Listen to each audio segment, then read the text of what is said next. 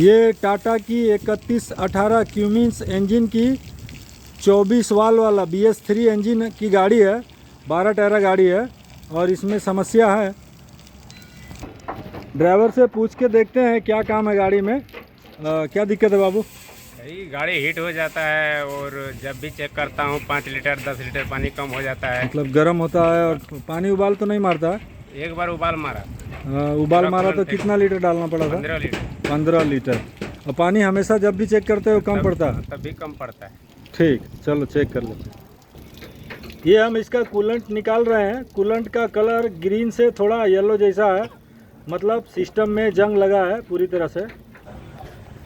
ये water tank है, water tank में कलर लग गया है, प्लस ये जंग पकड़ा हुआ है इसके अंदर। तो पानी है नहीं है कितना है वो दिखाई नहीं देता है बिना ढक्कन खोले। और गर्म गाड़ी में कभी भी ऑपरेटर ढक्कन किसी का खोलते नहीं है और खोलना भी नहीं चाहिए। और खोलें तो बहुत सावधानी से बगल में खड़े होके, ताकि पानी मुंह पे ना उड़े। गर्म पानी उड़ गया तो नुकसानकारक हो सकता है। गाड़ी में रेडिएटर उसका इस तरह से दिखाई दे रहा है। अब इसको हम पूरा बाहर निकालेंगे।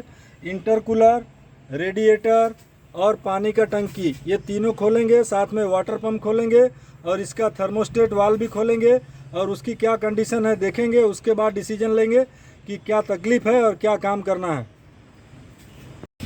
ये हमने इस गाड़ी का इंटरकूलर खोल लिया है और रेडिएटर अब दिखाई देने लगा है। रेडिएटर का जाली बाहर से इस तरह से दिख रहा है और ये बाहर से जो दिख रहा है इस कंडीशन से तो लगता है ये ओरिजिनल रेडिएटर है बेंको का, मतलब गाड़ी के साथ का भी हो सकता है।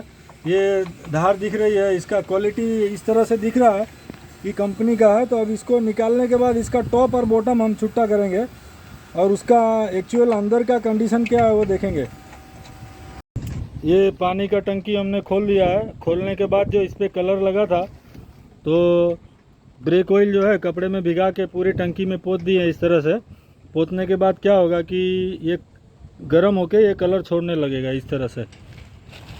ये टंकी अगर साफ़ करना है, कलर कभी कोई कलर वाला मार दे तो इस तरह से ब्रेक ऑयल डाल देना चाहिए और वो उससे साफ़ हो जाता है। अब जब इसको पानी मारेंगे, ये देखिए ये दिख रहा है, ये इस तरह से क्लियर हो जाएगा। पानी मारेंगे थोड़ा देर के बाद, आधा घंटा छोड़ देंगे और ये टंकी पूरी तरह से साफ़ हो जाएगी। रेडिएटर भी बाहर निकल चुका है। अब बाहर निकालने के बाद ये ऊपर का टॉप और ये नीचे का बॉटम, ये दोनों में से कोई भी एक हम इसको निकालेंगे। निकालने के बाद रेडिएटर की कंडीशन अंदर से क्या है वो पता चलेगी। चलो, ये बॉटम छुट्टा करने का काम चालू है और इस तरह से इसका कॉलर निकाल लेंगे। निकालने के बाद जो है बहुत ज़्यादा सीधा नहीं करना है ताकि जब मोड़े तो वो टूटे ना। और बॉटम निकालने के बाद, टॉप का ऊपर वाला बॉटम निकालने के बाद उसको, इस गाड़ी में पानी ज़्यादा खाने की भी समस्या है। तो बॉटम अगर लीकेज होगा तो पानी गायब होगा, पता नहीं चलेगा कहाँ से जा रहा है, तो वो भी चेक कर लेंगे।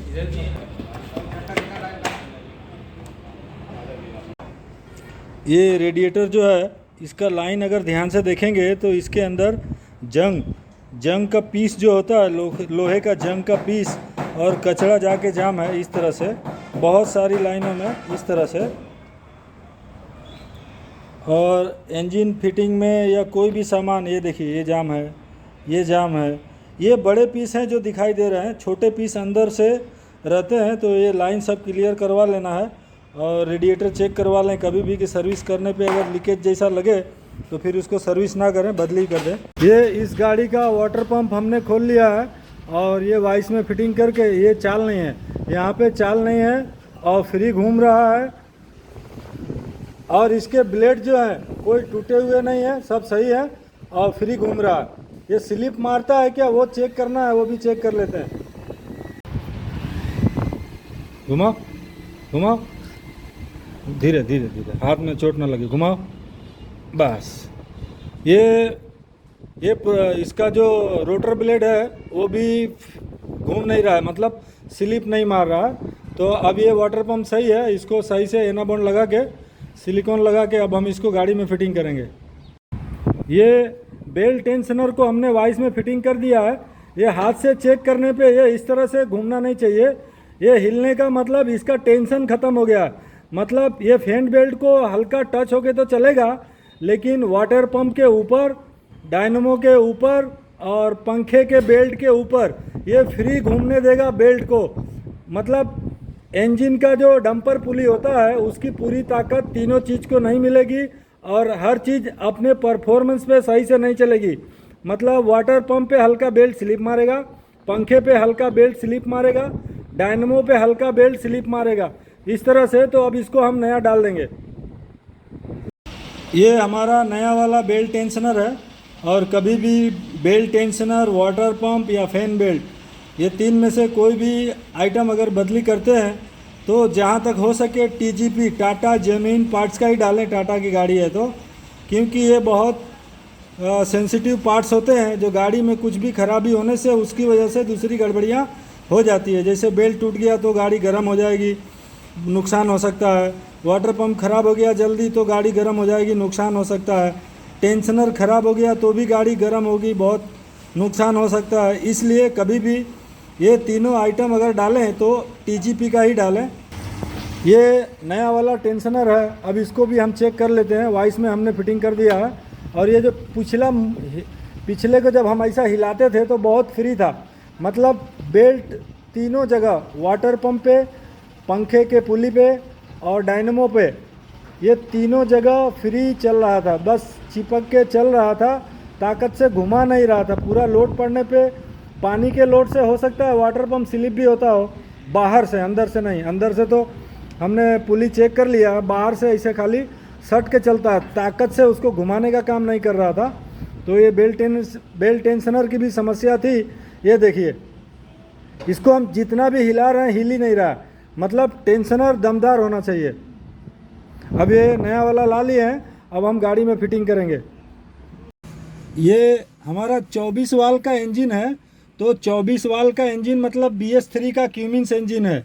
उसका थर्मोस्टेट वाल हेड से जब पानी निकलता है वहाँ पे लगा होता है, ये इस तरह से। यहाँ नीचे ये जो धार दिख रही है, यहाँ पे थर्मोस्टेट वाल लगेगा, और इसमें थर्मोस्टेट वाल है नहीं। तो अगर कभी भी थर्मोस्टेट वाल अगर गाड़ी में नहीं है, मतलब कैंसल है अगर थर्मोस्टेट वाल, तो उसके बाईपास को बंद होना बहुत ज़रूरी है। ये बाईपास है इसका, ये लाइन वाटर पंप में जाती है, जो कि पानी यहाँ से निकलने के बाद ऊपर आके रेडिएटर में जाना चाहिए। उसकी जगह 10 से 15% पानी जो है वापस वाटर पंप में जाता है और फिर इंजन में जाता है। तो ये बाईपास को हमेशा इसमें लकड़ी डाल के इस तरह से बंद कर देना चाहिए। अब हम इसके नाप की लकड़ी बना लेते हैं और उसमें फिर ठोक देंगे, इस तरह से बैठा देंगे। ये हमने लकड़ी ले लिया है। इसके पहले एक गाड़ी में ये पतली थी और ये साइज़ की है, तो ये बबूल की लकड़ी है। इससे पहले एक बार एक गाड़ी में हम काट के लगा चुके हैं। तो पहले इसको हल्का घिस देंगे, इसकी चमड़ी निकल जाएगी, ताकि ये छील के रेडिएटर में वापस से ना जाए।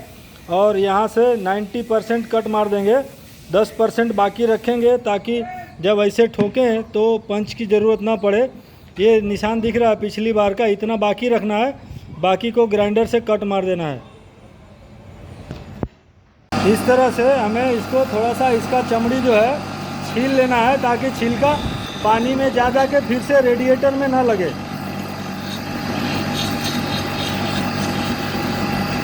ये जो छिलका निकल रहा है, ये बाद में पानी लगने से, गर्म पानी लगने से ये उखड़ेगा फूल के और वापस रेडिएटर की लाइन में जाके जाम करेगा।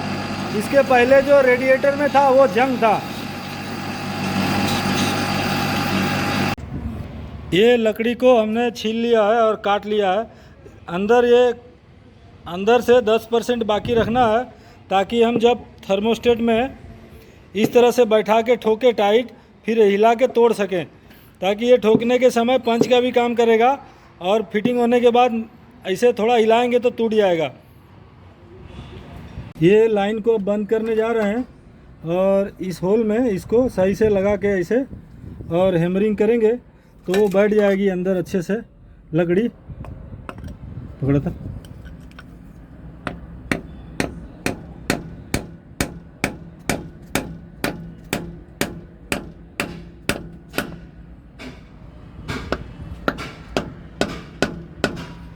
ये बैठ चुकी है।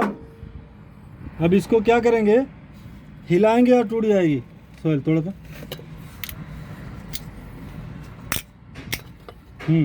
इसको हमने 10% जैसा बाकी रखा था, ये धार दिख रहा है ये, और ग्राइंडर से कट मार दिए थे। अब टाइट फिटिंग के बाद ये टूट गई तोड़ने पे। अब इसको ये हम इसका कपलर इस तरह से लगा देंगे, एना बॉन्ड लगा के सही से। कभी भी थर्मोस्टेट वाल्व बदली करना है तो भी इसको खोलना है, और बाईपास बंद करना है तो इसको अगर खोल लेंगे तो सही से दिखाई देगा, हैमरिंग कर सकते हैं। अब ये हो गया है। अब इसके बाद हम रेडिएटर लगाएंगे। ये वाटर पंप फिटिंग हो चुका है। फिटिंग के बाद ये कहीं लड़ता नहीं, एकदम फ्री है इस तरह से।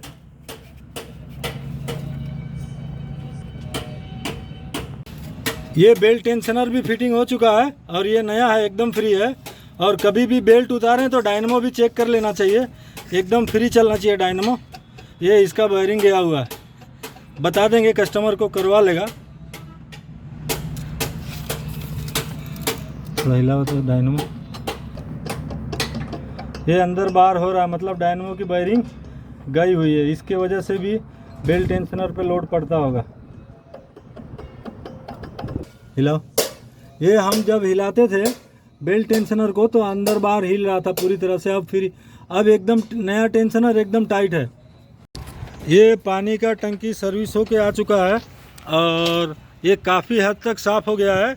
इसमें अगर पानी भी रहेगा तो अंदाज मिल सकता है कि कितना है, और कूलेंट रहेगा तो एकदम साफ साफ समझ में आएगा।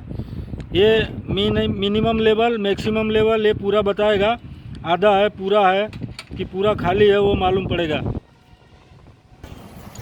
ये इंटरकूलर भी आ गया है, और इंटरकूलर कभी भी रेडिएटर खोलें हैं तो इंटरकूलर को साफ़ कर लेना है।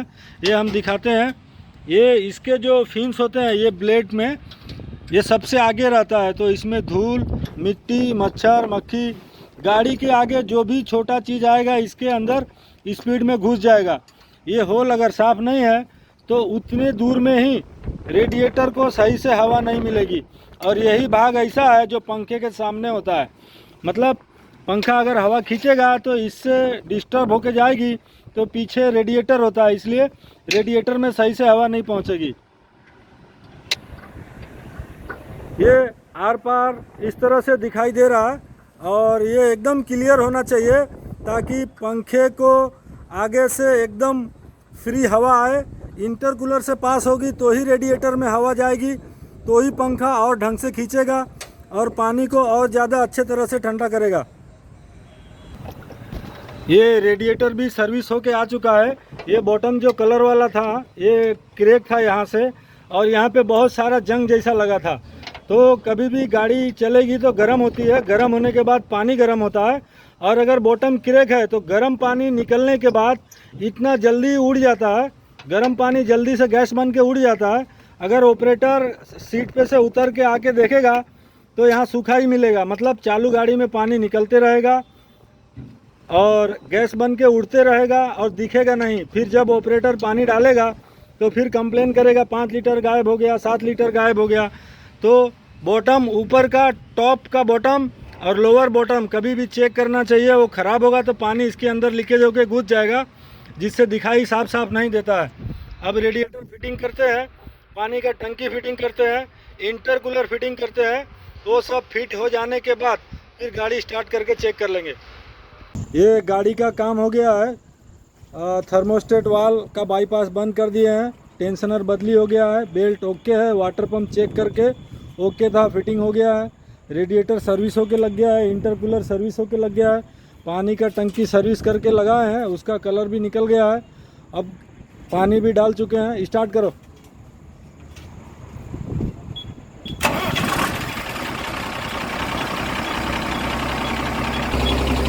गाड़ी स्टार्ट है और कहीं से पानी नहीं गिर रहा है। अब इसका एयर टेस्ट करना, हवा कितना खींच रहा है वो चेक करना है।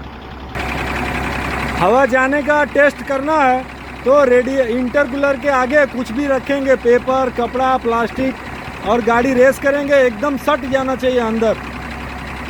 लगाओ।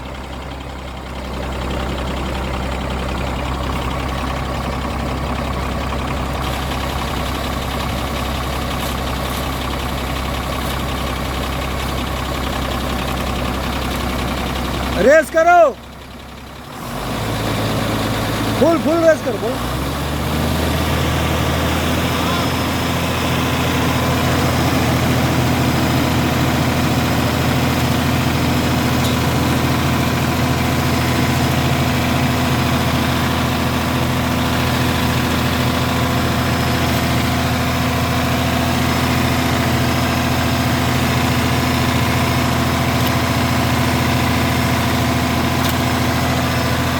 बस ये इसका हवा जाने का टेस्ट बोलते हैं। और ये सही से इंटरकूलर में से हवा पास हो रही है, रेडिएटर में से पास हो रही है, और पंखा खींच रहा है और वो पीछे जा रहा है।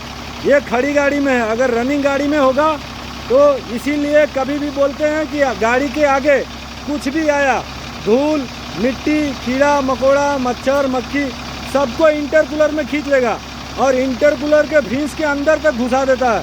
रनिंग गाड़ी में आगे से प्रेशर लगता है और पंखा प्लस हवा खींचता है। तो इंटरकूलर हमेशा साफ करवाएं ताकि रेडिएटर में भी सही से हवा लग सके।